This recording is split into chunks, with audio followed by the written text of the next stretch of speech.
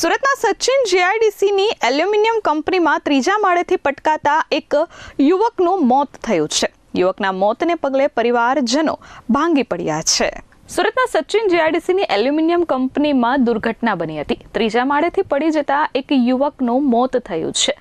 મૃતક યુવક રવિન્દ્ર રમેશ પાડવી મૂળ મહારાષ્ટ્રના છે.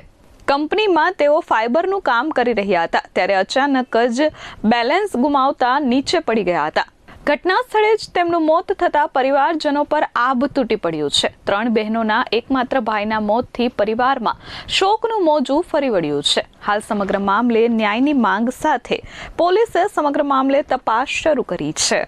રમેશ પેસરા પાડવી કંપનીમાં ઘટના ઘડી હતી. બહાર પણ 1 વાગ્યાનો ફોન આવ્યો હતો.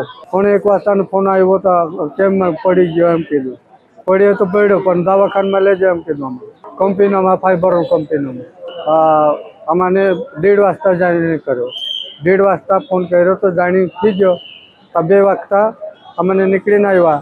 નીકળતા અમને 2 વાગી ગયા હતા. આપણા રંકી તલાવ છે જગાવ આ અંદરમાંથી આપણો છોરો ગમાઈ ગયો.